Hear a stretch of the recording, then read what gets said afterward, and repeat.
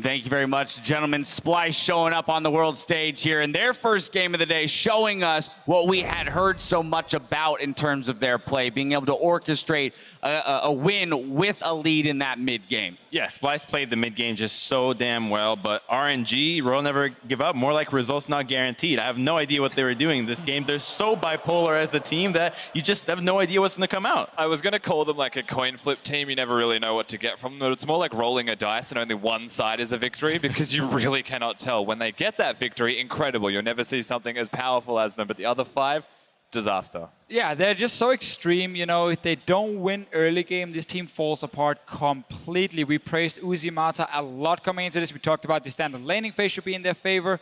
It was for the first like 6-7 minutes, and then Uzi decided to get hit by every single snare in the world and actually played an awful game. Right, and let's talk about this, because as you mentioned, you know, RNG out to the races early with a gank top lane. Beautiful sidestep by Wonder, because if that kill had gone over, that could have spelled disaster for that lane in the other direction, because we expect Jaces to get ahead, but if that kill goes over, could be bad news. As you mentioned as well, Splyce not off to a very good start early in that bot lane, but quickly got themselves back into it by hitting their skill shots and a couple crucial ganks and kills coming through early in the game. Yeah, exactly. I think if there's any criticism for Splyce, it is like, again, the first 5-6 minutes. Trashy was late for the first top gank by MLXG, where I think he should have been there and actually prevented Wonder from losing that flash. Bot lane, of course, falling behind because of the way they drafted. It was a fairly risky draft, honestly. It was all focused on winning top side of the map and kind of surrender bot side. That was risky, but then they start outplaying after those 5-6 minutes. Yeah, even the pathing was from bottom side to top side to just make sure that Wonder got ahead. And I really liked his play towards the mid game, particularly just pushing a wave and then grouping with the team and making it so difficult for RNG to defend the actual turret. When you're dealing with the Jace poke, when you're dealing with the Malzahar, and you don't buy a QSS ever, you're going to get killed and you're going to give up every objective. 38 minutes, no QSS, had an Abyssal Scepter instead. Unlucky. It was incredibly weird to see that from Xiaohu. And we have to talk about kind of a crucial minute or so in the game. It came 14 minutes in with a turret dive orchestrated top lane by Splyce, where they're picking up 2 kills. And then cross side of the map, we have the 2v2 in the bot lane picking up another 2 kills. I mean, that was a huge influx of gold for the team. Yeah, exactly. And that's where Splyce kind of found something we didn't expect them to have, where suddenly they mechanically start actually outplaying a team like RNG. Bottom lane, that was just a 2v2 lane where Mickey and Copy honestly just destroyed Uzimata once they got to level 6, and Karma didn't get anything from her ulti. The dive top lane, that's what we wanted earlier almost, because we wanted like, hey, Trashy, camp that lane. Yeah, well, TSM is loading up on stage behind us, as you can hear, but this stat here, I think, tells the whole story of it exactly that, what you mentioned. Well, hey, when RNG is on and they're crushing the game, yeah, sure, they create a 2.7k gold advantage between just one person, and then this time around, Splyce able to strike back Cobby with a 400 gold lead at that 15-minute mark, but then it was about pushing things forward, and we saw maybe a little bit of a lull in that mid-game. I know, Deficio, you would have liked to have seen Splyce maybe be a little bit more aggressive towards that Dragon, get those stacking up earlier, but all in all, pretty impressive play. Well, I think as you guys were mentioning yesterday, I think we're kind of judging these teams on the basis of perfect play, and that's just not going to happen right now. All these teams are not at that level. They're at a much more robust level of play, and watching them just execute with really nice plays that are just, in theory, very good, and maybe the execution isn't there, is what we should be criticizing them for. And I think that Splyce did a really good job, particularly around the Baron and how they were able to turn and even try to 2-man sneak it. Yeah, a lot of teams just want to make sure they don't make a super stupid play that can actually lose them the game, so they'd rather, you know, not risk maybe 2-manning the Baron and try and fight 50-50 smite it, and that is okay. It gives a little bit slower mid-games, but when you have something like Malzahar Elise, you can just have Voidlings tank that Baron.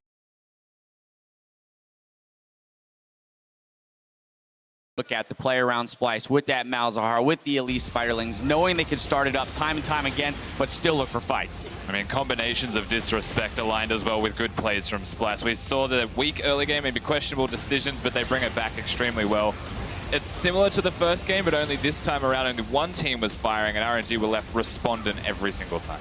I like the turn here as well. Obviously, now that RNG is coming in to try and stop them, but it's way too late, and instantly you turn around. Crumbs, you said earlier, no QSSs. Yeah, makes it pretty easy to play Malzahar there. Yeah, and it's very nice to go kill the Poppy first, target closest, and at this stage in the game, just being one man down, regardless of what role it is, you're in the back foot of pressure. You're going to be giving objectives, and they're going to use that advantage to just push all the way for the win. And that's a gold graph that we like to see right there, gentlemen. Almost entirely in the blue, meaning one team controlled the game with the lead that they had created.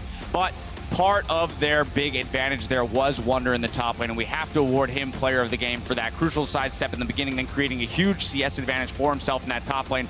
That turret went down very early, and that was key.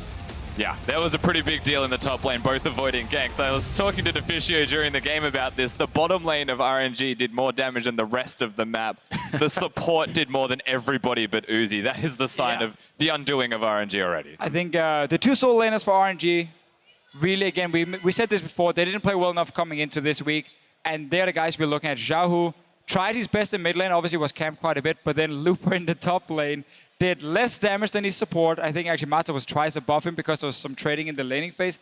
Looper gets camped, he gets killed on a tower, flashes into Ryze ultis.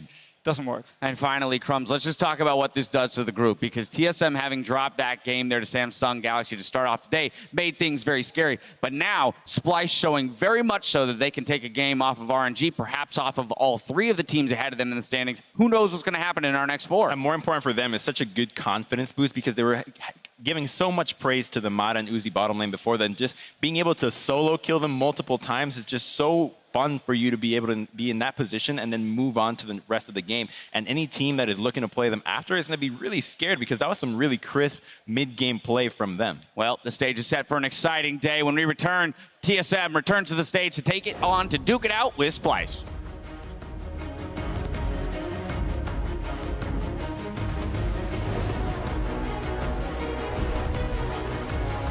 I fight for a brighter tomorrow. I should do the voiceover for Jace. Holy moly. I should do the cosplay. You can do the voiceover. Does get the knockback, but does he have the movement speed? He's gonna flash Looper, buys him some time, the undertow lands, and he falls out, and Wunder gets away! Looper saved his life, I'm pretty sure. I got the red. Maybe I can kill him. Nice, nice. I can kill him. No, I'll get him. Oh, fuck, man. Well played. Good job. Sencook slowed by Mata. Cocoon's gonna land, shock blast in, still not dead. The sniper Kabi gets him from downtown past the three-point line. They get the suppression, he's gonna burn down. A slow to Uzi, a root, that's gonna be a dead Caitlyn, a double kill for Kabi. Splyce knocks down Royal Never Give Up, 2 more to go. Dare to be different. Revel